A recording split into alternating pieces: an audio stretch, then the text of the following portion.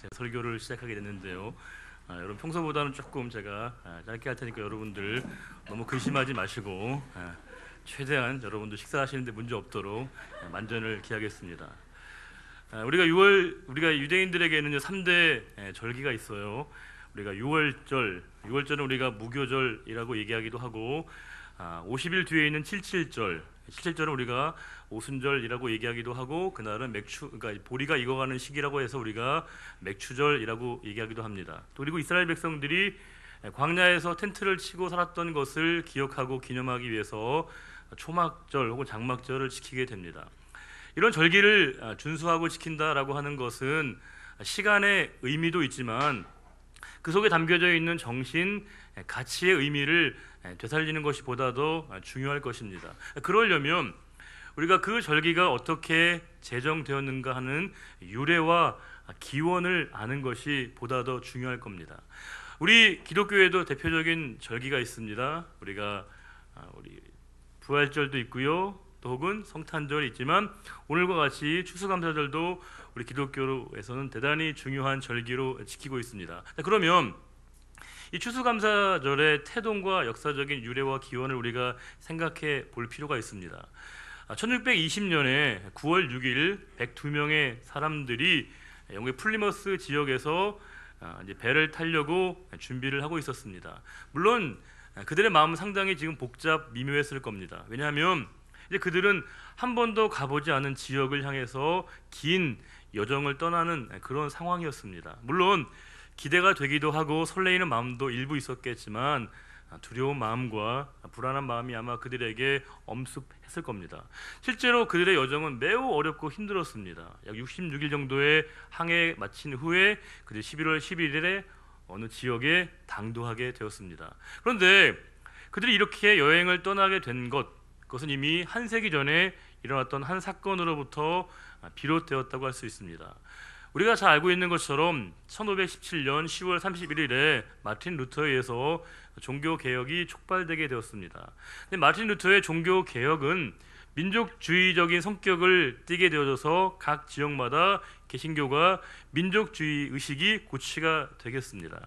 그 일환으로 영국에서는 헨리 7세 왕이 있고요, 그의 아내가 캐서린인데, 헨리 7세가 세상을 떠나고 난 다음에 그 승한 이후에요, 헨리 8세가 그 왕위를 이어받게 되고요, 사실은 그의 그 형수였던 캐서린을 아내로 맞이하게 됩니다. 그런데 이제 헨리 8세가 캐서린과 이혼을 결심하고 새로운 아내를 찾게 됩니다. 그것이 바로 유명한 앤 불린이라고 해서 우리에게 이제 그 천일의 앤으로 알려져 있는 그 유명한 여인입니다. 그런데 문제는 당시에는 이 교권이 워낙 강했기 때문에 로마 교황청에서 이혼을 허락해주지 않게 되었습니다. 그래서 이 헨리 8세가 그 로마로부터의 지배를 벗어나기 위해서 그 유명한 액트 오브 수프리머시라고 하는 수장령을 발표하게 됩니다. 수장령의 내용의 골자는 영국 교회의 최고의 수위 수장은 바로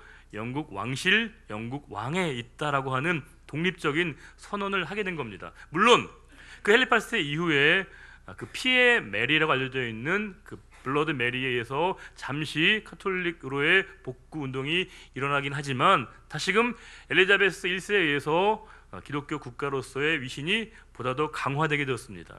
그래서 그때부터 생겨난 영국 교회를 우리가 영국 국교회라고 부르고 있고요, 우리는 그것을 성공회라고 부르고 있습니다.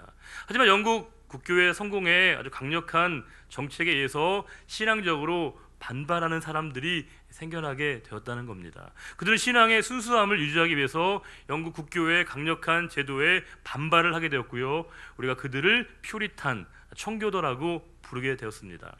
청교도들 중에 일부의 사람들이 이제 신앙의 자유를 찾아서 머나먼 여정을 떠나게 되었고요, 그들이 66일간의 긴 항해 끝에 드디어 11월 11일에 새로운 신대륙에 발을 내딛게 되었습니다. 그런데 그들의 이 여정은 너무 힘들고 너무나 고통스러운 여정이었습니다. 너무나 그들에게 고통스러운 시간이었기 때문에 많은 인명의 피해를 경험하게 됐고요, 많은 손실을 그들이 보게 되었습니다. 특별히 그들이 그 땅에 도착했을 때 살 길이 거의 막막했습니다. 그런데 왼파 노획이라고 하는 원주민 인디언의 도움을 받아서 그들이 수확을 하게 되고요. 1년 뒤에 추수를 하게 되었고, 그 일들로 인해서 하나님께 감사를 고백하며 그 인디안들을 초청해서 지냈던 최초의 절기가 바로 우리가 지키는 추수감사절의 유래였다는 겁니다. 그러면 추수감사절의 의미는 뭐가 있겠어요?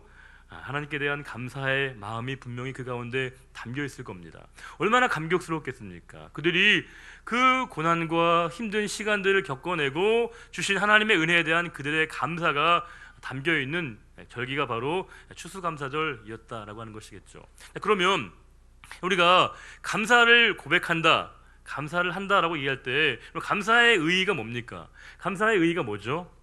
우리가 누군가에게 감사를 표현할 때 우리는 감사를 받는 분이 그분이 이렇게 높아지게 되고요, 높임을 받게 되고 그분이 하신 일들이 도드라지게 되는 효과를 보게 된다는 겁니다. 예컨대 자녀들이 그럴 때가 있어요. 부모님 키워줘서 너무 감사합니다. 저한테 너무 요원한 얘기긴 하지만 그럴 수 있다는 거죠. 키워줘서 감사합니다라고 얘기를 하면 누가 높임을 받는 거예요? 감사를 받는 부모님이 높임을 받는 것이고, 또 역시 부모님이 어떤 일들을 하셨는가가 이렇게 객관적으로 도드라지게 되는 것이겠죠. 우리가 좋은 식사 자리에 초대를 받고 우리가 이렇게 융숭한 대접을 받고 난 다음에 식사 자리에 초대해 주셔서 감사합니다라고 상대방에게 얘기를 하면 초대해 주신 그분이 이렇게 높임을 받는 것이고, 그분이 우리에게 하셨던 그 일들이 보다 더 객관적으로 선명하게 되는 것, 그것이 바로 감사의 효과이고 감사의 의라고 하는 겁니다. 그러면 우리가 감사할 때 하나님께 감사함으로 말미암아 우리는 하나님이 우리에게 어떤 일을 하셨는가가 보다 더 분명하게 드러나게 된다는 것이겠죠. 우리가 하나님께 감사를 고백하고 나면 그 감사를 통해서 하나님이 우리에게 어떠한 일들을 행하셨는가가 보다 더 선명하게 도드라지게 되고 하나님이 높임을 받으시는 것, 그것이 바로 우리가 하나님께 드리는 감사의 내용 가운데 담겨 있다는 겁니다. 자, 그러면 오늘 추수감사절을 지키는 저와 여러분은 우리 하나님께 어떤 감사를 고백하고 계신지 참 궁금해집니다. 여러분이 정성껏 드린 그 예물 안에 어떤 감사의 제목이 담겨 있는지 저는 매우 궁금할 때가 있습니다. 우리가 사실은 어떨 때 감사를 고백하고 있는 건가, 내가 어떨 때 하나님께 감사를 하고 있는 것인가를 한번 생각해 볼 필요가 있다 봅니다. 우리가 지난 한 주간 우리는 큰 일을 겪었습니다. 포항 지역에서의 큰 지진으로 인해서 전 국민이 다 놀라게 되었습니다. 두 갈래로 국민들이 갈라지더라고요. 지진을 느끼신 분과 못 느끼신 분. 제가 그때 우리 수능생들이 이렇게 와서 제가 기도를 해주는 시간이었는데 그때 이렇게 막 건물이 흔들려가지고 저도 이제 약간 당황을 했거든요. 실질적으로 많은 분들이 느꼈는데 또 적지 않은 피해가 발생했습니다. 복구하는 많은 과정이 필요한데 실제로 우리 성도의 입장에서는 이 포항 지역에 발생했던 그 지진보다도 우리에게 더 심대한 마음의 타격을 주었던 한 사건이 있었다는 겁니다. 아까 장로님 기도하신 것처럼 어느 교회, 그 한국 교회를 대표한다고 알려져 있는 그 장로교회의 세습 문제가 우리 모두에게 참 많은 마음의 파장을 일으키게 되었습니다. 사실 그 일들은 스스로를 목회의 입장에서 흑수저라고 생각했던 많은 목회자들과 신학생들에게 큰 충격을 안겨주게 되었습니다. 왜냐하면 그냥 그럴 것이라고 생각했던 그 사실이 보다도 기정사실로 되어졌을 때 엄청난 충격과 당혹스러움을 겪게 되었다는 겁니다. 제가 예전에 신학교 다닐 때도요, 그런 말들이 자조적으로 이렇게 떠돌곤 했습니다. 예컨대 양가의 아버님들이 목사님일 때 우리가 그 친구들을 신학생들을 성골이라고 불렀고요, 한쪽만 목사님이면 진골이라고 불렀고 이도저도 아니면 육두품이라고 불렀거든요. 저는 전형적인 육두품이었죠. 그런데 요즘에는 훨씬 더 자조적으로 부른다는 거예요. 아버님이 목사님이면 성골이고요, 또 아버님이 장로님이면 진골이고, 또 그 아니면 잡골이라고 부른다는 거예요. 신학생들이. 얼마나 안타까운 일이겠습니까? 그 비아냥거린 얘기를 본인들이 스스로 참아내면서 얼마나 힘들었겠습니까? 저는 사실은 제가 신학교에 가니까 약간 당황스러웠던 게 뭐냐면요, 정말 아버님께서 목사님이시고 장로님분들이 거의 대부분이시고요, 혼자 본인이 믿음의 결단을 하고 신앙생활을 하고 신학교 온 분들이 대부분이었습니다. 공교롭게도 저희 부모님처럼 다 서리 집사님 분들은 오히려 거의 없으시더라고요. 그러니까 사실은 제가 이 사실 때문에 저희 부모님들이 굉장히 저한테 미안해 하시는 겁니다. 모든 목사님들이 목회 현장에서 최선을 다하시고 애를 쓰시지만 제가 조금 더 열심히 스스로 하겠다라고 마음의 결심을 하게 된 것은 뭐냐면요, 부모님이 미안해하시는 일이 전혀 미안하지 않다는 것을 입증해 보이고 싶었거든요. 우리가 살아가다 보면 분명히 우리에게 서로 간의 차이가 벌어지게 됩니다. 이건 객관적인 상호 간의 차이기 때문에 극복할 수 없는 것이 어쩔 수 없이 우리가 받아들여야 되는데, 이 차이점이라고 하는 건 분명히 우리에게 불리한 여건과 불리한 조건이라고 하는 것 자체를 우리가 부인할 수는 없다는 것이겠죠. 하지만 제가 동의할 수 없는 건 불리하다고 해서 그것이 꼭 불행한 것은 단정 지을 수 없다는 겁니다. 우리가 몸이 좀 불편해요? 경제적으로 조금 어려움이 있어요. 내가 좀 못 배운 게 있어요. 서름이 있습니다. 근데 이것은 기본적으로 불리한 여건과 조건인 건 맞지만 그것은 단순히 불편함의 문제일 뿐이지 불행함의 문제는 아니라고 하는 겁니다. 그런데 우리 사회는 지나치게 이 객관적인 조건과 상황을 우리가 충족시키지 못했을 때 한 사람의 고통의 문제를 자꾸 심화시켜서 그에게 상처를 안겨줄 때가 많습니다.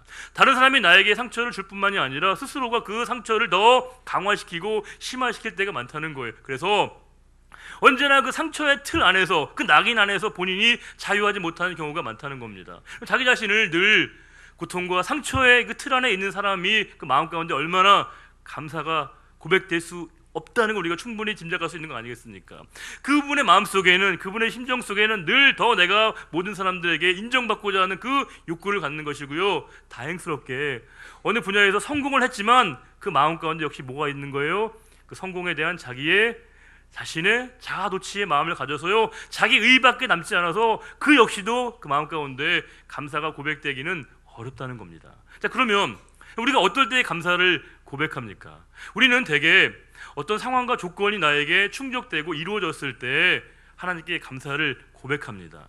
하지만 이 감사는 사실은 신앙적 초기 형태의 고백일 수밖에 없는 것이겠죠. 우리가 신앙이 깊어지게 되고 하나님을 더 많이 알게 되고 우리가 신앙적으로 성숙하게 되면요, 조건과 상황 때문에 감사를 고백하는 게 아니고요, 하나님 때문에 감사를 고백하게 된다는 겁니다. 하나님으로 말미암아, 하나님 그 자체로 인해 우리가 감사를 고백하게 되는 그 자리에 나아가게 된다는 겁니다. 사실은 우리가 신앙생활을 한다는 건 그만큼 하나님과 나와의 관계가 긴밀해지는 걸 의미합니다.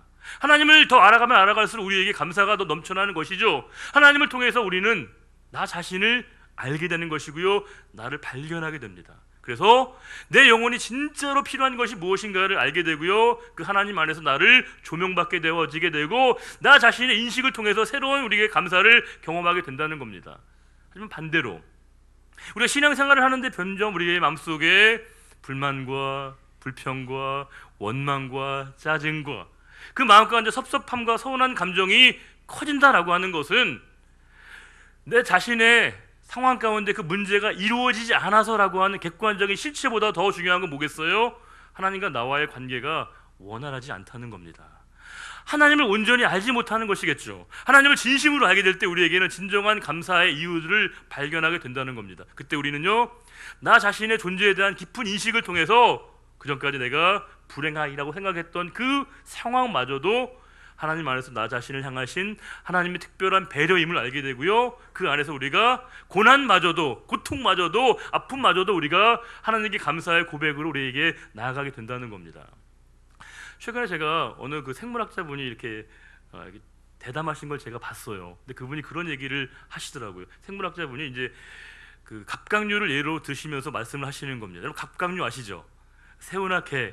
새우나 개가 이렇게 성장할 때 특징이 있다는 겁니다. 저도 궁금했거든요. 왜냐하면 다른 동물들은 이렇게 몸집이 커지면 성장을 하는 건데, 왜냐하면 갑각류는 껍질을 안고 있으니까 도대체 어떻게 성장을 하나 궁금했는데요, 얘기를 해주시더라고요. 갑각류는 성장을 하다 보면요, 몸이 커질 때 더 크게 되면요, 이 껍질이 약해진다는 거예요. 가장 약해진다는 겁니다. 그래서 그 껍질이 흐물흐물해지고요, 그 껍질을 탈피하게 돼서 새롭게 이 갑각류가 성장을 하게 된다는 겁니다. 그러면서 여기에 굉장히 중요한 철학적인 설명을 덧붙여요. 뭐라고 얘기하냐면, 갑각류가 성장할 때는 역설적으로 그가 가장 약할 때 성장을 한다는 겁니다. 거기만 해도 대단한데 거기다 더 중요한 얘기를 합니다. 인간 존재도 그런 거 아니냐. 우리가 결국 성장한다는 건, 성숙해진다는 건 역설적으로 내가 가장 약할 때 우리가 잘하게 된다는 거죠. 목사가 할 얘기를 본인이 하더라고요. 굉장히 그래서 생각해 보세요. 우리가 진심으로 하나님께 감사를 고백하는 건 뭐겠어요? 내 삶의 자리 가운데 고통과 아픔과 상처마저도 하나님이 나를 자라게 하시고 성숙하게 하시고 나를 연단시키시기 위한 하나님의 계획과 뜻하심으로 내가 알게 되어지게 될 때 그 상황에 대한 전혀 다른 인식을 통해서 우리가 새로운 감사를 경험하게 된다는 겁니다. 그래서 우리가 만약에 우리는요, 감사는 풍요로움과 여유로움이 있을 때 감사가 고백된다고 생각을 하지만 진실한 감사는요, 진정한 감사는 우리가 결핍과 부족으로부터 우리가 감사가 고백될 때가 많다는 겁니다. 우리가 남의 것에 눈독을 들이면요, 감사할 마음이 생기지 않습니다.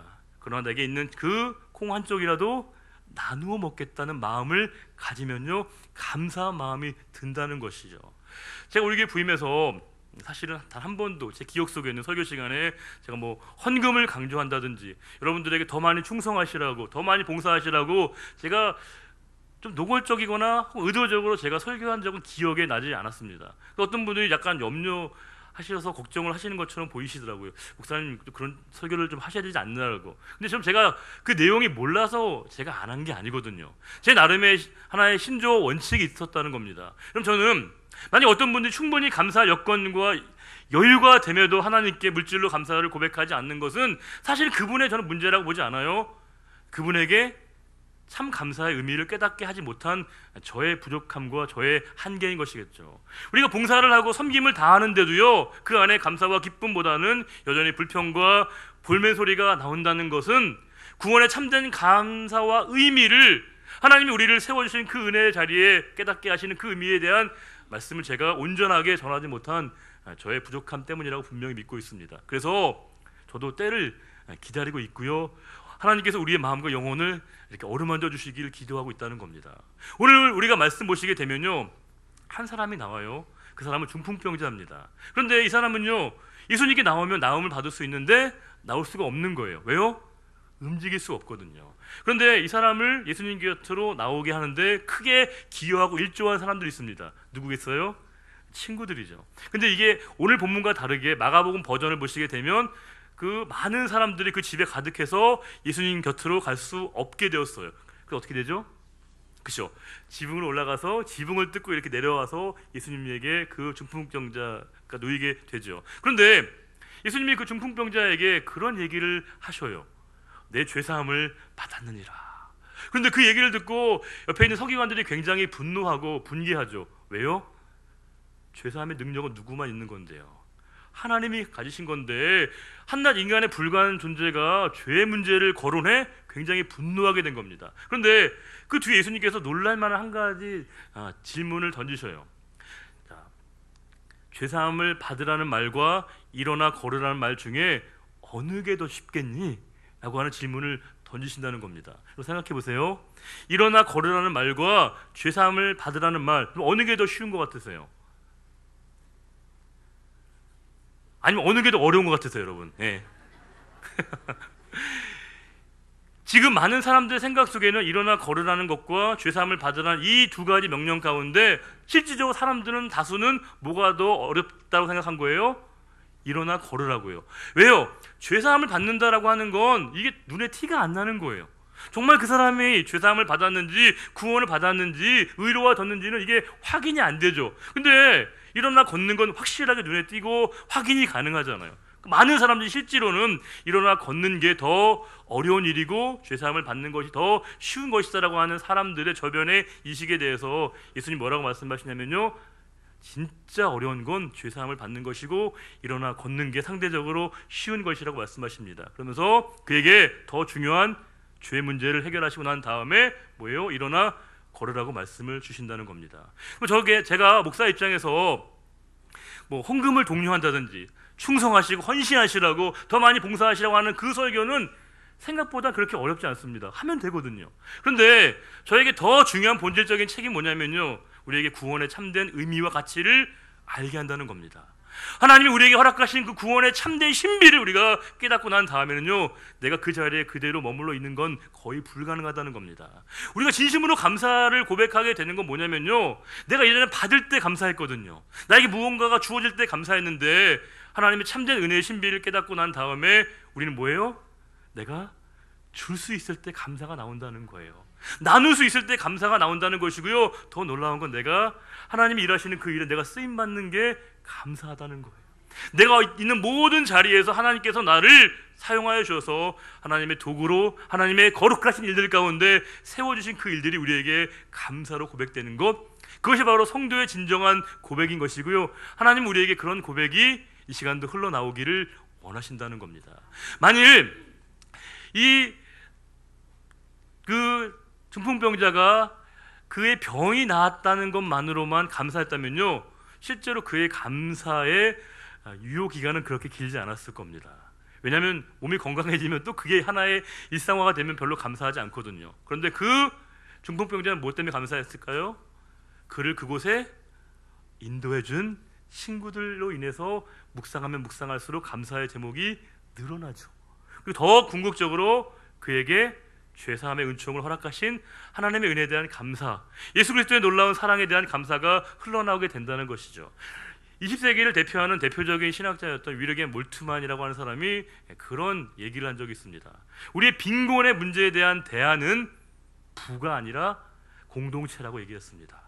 우리가 함께 한다는 사실, 서로의 짐을 져준다는 사실이 우리에게 얼마나 감격스럽고 감동적인 것인가를 표현하고 있는 것이겠죠. 그래서 우리는 개인적이고 개별적인 차원의 감사를 뛰어넘어서 뭐가 필요하다는 거예요? 공동체적인 감사가 필요하다는 거죠. 옆에 있는 사람이 잘 되는 게 우리에게 기쁨이 된다는 거예요. 구역 식구가 너무너무 잘 되는 게 우리에게 감사의 내용으로 되어져서 우리가 그 감사를 우리에게 고백할 수 있는 것. 왜냐하면 사람들은 그렇지 않거든요. 사촌이 땅을 사면 어떻게 돼야 돼요? 복통이 나야 되거든요. 이게 정상적인 인간의 반응인데 우리는 다른 사람이 잘 되고 다른 사람이 하나님의 응답을 받았다는 그 사실로 인해서 우리에게 기쁨이 되어지는 그 자리, 그건 결코 우리 스스로 된 것이 아니라 우리에게 하나님 그와 같은 자리에 존재로 변화를 경험하게 하셔서 이런 일들이 우리에게 나타나게 된다는 것이겠죠. 그래서 우리가 진짜로 감격스러운 건 뭐예요? 우리가 모든 상황 가운데 감사를 고백할 수 있는 그 자리에 하나님이 우리를 세우시고 부르셨다는 겁니다. 이거는 아무리 많이 생각해 보아도요, 이 사실은 분명한 사실이라고 하는 겁니다. 우리 다시금 이 시간 감사해야 될 것은 우리가 감사를 고백할 수 있는 존재가 되게 하셨다는 데 대해서 우리가 감사를 고백하게 된다는 겁니다. 우리의 모든 상황 가운데 우리를 도우시고 하나님이 변함없는 그 인자하신 사랑을 경험하게 하시고 하나님의 은혜를 잊지 않고 하나님께 감사함으로 말미암아 하나님께 높여드리고 하나님께 영광을 돌리고 하나님이 하신 그 일들이 보다 더 선명하게 우리의 삶의 자리 가운데 드러나게 하는 것, 그것은 바로 이 자리에 불러주신 하나님의 특별한 배려와 사랑이라고 하는 겁니다. 오늘 이 추수감사주일을 맞이하여 저와 여러분이 삶의 자리 가운데 더 풍성한 하나님이 기뻐 받으실 만한 많은 감사를 고백할 수 있는 우리 모두가 될 수 있기를 주님의 이름으로 축원합니다. 기도하겠습니다. 아버지 하나님, 오늘도 우리의 삶을 인도하시고 보호하신 하나님께 무한 감사드립니다. 지난 한 해 하나님의 도우심과 돌보심이 아니면 단 1분 1초도 살아갈 수 없는 저희들, 하나님의 인도하심 가운데 여호와 이레 에베네셀 되신 하나님의 사랑으로 여기까지 이뤘습니다. 주께 진심으로 감사드리며 우리의 삶의 자리 가운데 감사의 고백이 조건과 상황이 아니라 하나님 때문에 감사를 고백할 수 있는 진정한 성숙한 감사를 고백하며 감사를 누린 자답게 삶의 현장 가운데 이 은혜를 나누는 자의 삶을 넉넉히 살아갈 수 있는 우리 모두가 되기를 간절히 소원하오며 언제나 우리와 삶에 함께 하시고 우리를 도와주시는 우리 주님 예수 그리스도의 이름으로 축복하며 기도드리옵나이다. 아멘. 다 같이 일어나셔서 찬송가 591장 우리 1절과 3절만 함께 찬송하겠습니다.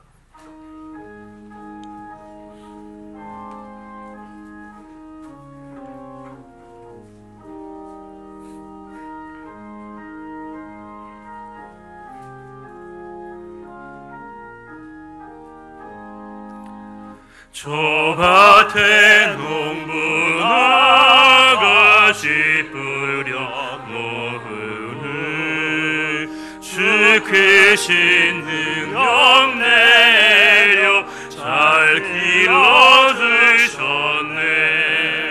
또 사시사철 따라 햇빛과 단비를 저 밭에 내려주니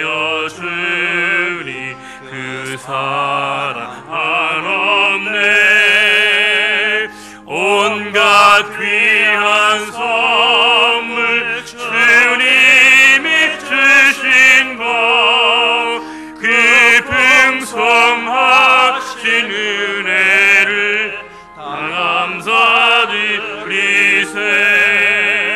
씨 뿌려 거둔 것이 주님의 은혜라. 우리의 몸과 마음 새 힘이 넘치네. 주 은혜 받은 우리 참 감사하면서 이 예물 드리오니 다 받아주소서.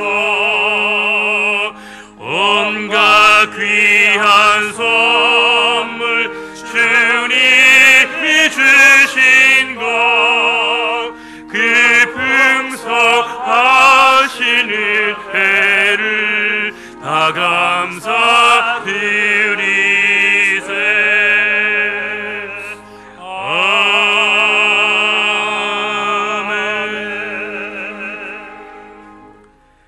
여호와는 내게 복을 주시고 너를 지키시기를 원하며, 여호와는 그의 얼굴을 내게 비추사 은혜 베푸시기를 원하며, 여호와는 그 얼굴을 내게로 향하여 드사 평강 주시기를 원하노라.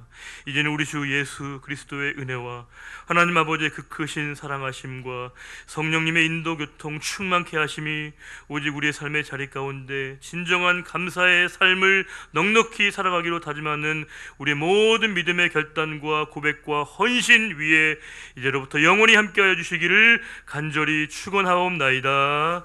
아멘.